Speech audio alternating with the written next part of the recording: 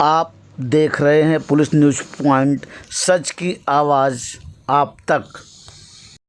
मराठा आरक्षण को लेकर के पुलिस न्यूज़ पॉइंट के ब्यूरो चीफ संजय महाकाल ने ओबीसी सेल के महाराष्ट्र प्रदेश अध्यक्ष राजा राजपुरकर से सवाल जवाब किया।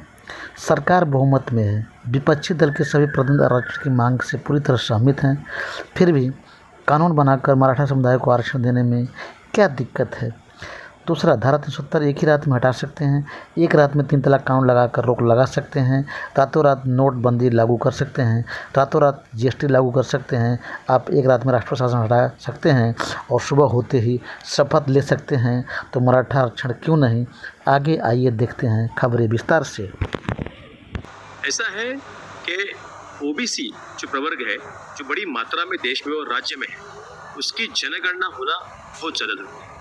इस वक्त ओबीसी के जो तकरीबन 375 से 385 के आसपास जो जाति घटक है ओबीसी प्रवर्ग में, उनकी जाति न्याय जनगणना होना बहुत ही ज़्यादा जरूरी है। इसके लिए महाराष्ट्र में जितने जिले हैं उन सारे 36 जिलों में राष्ट्रवादी कांग्रेस पार्टी ओबीसी सेल के माध्यम से एक निवेदन कलेक्टर ऑफिस में दिया जाएगा, जिसके तौर हम उनको बातों विनती कर रहे हैं कि ओबीसी की जाति न्याय जनगणना कीजिए।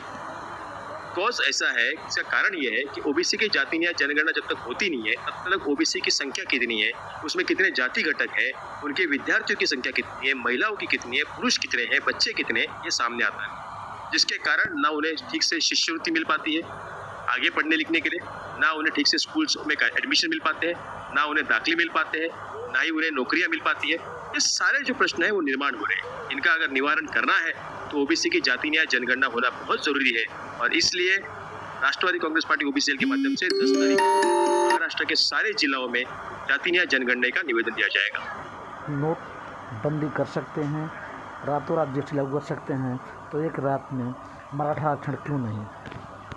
देखिए, ऐसा है कि अगर इस देश के केंद्र की सरकार में एक दिन में निर्णय लेने की अगर क्षमता है, इस तरीके से वो नोटबंदी का निर्णय उन्होंने लिया, रातों रात ले लिया, एक दिन में सारे नोट बंद हो गए, रातों रात उन्होंने जीएसटी को लागू कर दिया, निवेशन कॉल किया था। जिस तरीके से वो निर्णय लेते एक दिन में, मुझे लगता है कि अगर इतनी क्षमता वाली सरकार है तो वो उन्होंने महाराष्ट्र के इस मराठा आरक्षण के मुद्दे के ऊपर उन्होंने अधिवेशन बुलाना चाहिए था संसद में, और बातों इसको दिल्ली से संसद में इसको मंजूर करते हुए महाराष्ट्र के मराठा समाज को अधिकतम आरक्षण के माध्यम से जो है उन्हें वहाँ पे बहाल करना चाहिए था। लेकिन जो है सरकार इसके अंदर बिल्कुल, जहाँ तक मैं कहूँगा कि सरकार इसके अंदर बिल्कुल इंटरेस्टेड नहीं है, या वो इसके अंदर जो है अपने आप में कोई महत्व नहीं रखती। इसलिए उन्होंने महाराष्ट्र में ओबीसी के कुणबी कास्ट जो आती है, कुणबी वर्ग जो आता है, उस वर्ग में से सर्टिफिकेट मुआवजा करवा के मराठाओं को आरक्षण देने की भूमिका रखी। देखिए, ऐसा है कि मराठाओं को अगर ओबीसी में कुणबी समाज से अगर सर्टिफिकेट दिया जाएगा, मुआवजा किया जाएगा, तो उसमें ओबीसी जो है वो दुखी हो जाएगा, ओबीसी जो त्रस्त हो जाएगा, और ऐसे हालात में ओबीसी और मराठा वाद शुरू हो जाएगा।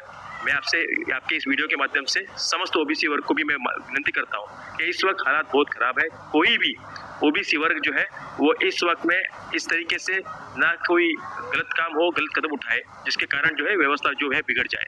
मैं आपसे विनती करता हूँ इस वीडियो के माध्यम से कि महाराष्ट्र मराठा समाज को स्वतंत्र आरक्षण देने की भूमिका दिल्ली में आपकी सरकार के पास में आप रखें, और उनको ओबीसी के आरक्षण को धक्का न लगते हुए उनको अलग से जो है वो आरक्षण मुआवजा करें।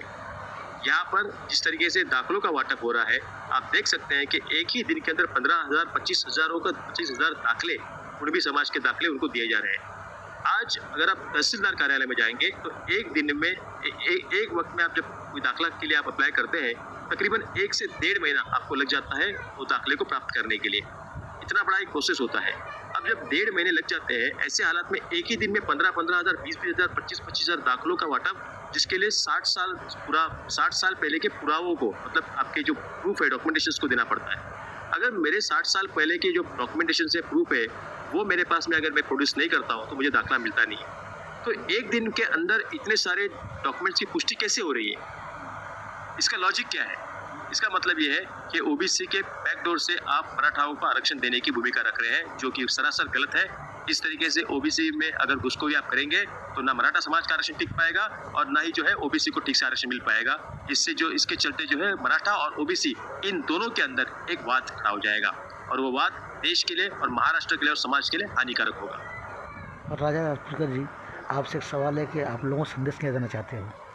मेरा मैसेज यही है, राष्ट्रवादी कांग्रेस पार्टी ओबीसी सेल के माध्यम से प्रमुख होने के नाते से मैं यही कहना चाहूँगा कि अगर मराठा समाज को आरक्षण देने की भूमिका है तो उसके लिए उसे न्यायालय में और कायदे से टिकने वाला आरक्षण आपको देना चाहिए। और उसके लिए आपको इस देश की जो सांसद है दिल्ली में बैठ के आपके सरकार के पास में आपको इसका प्रस्ताव रखते हुए केंद्र में इसको मंजूर करवाते हुए आपको राज्य में नीचे लेके आना चाहिए, ताकि ये आरक्षण हमेशा के लिए जो है वो बाधित रहेगा।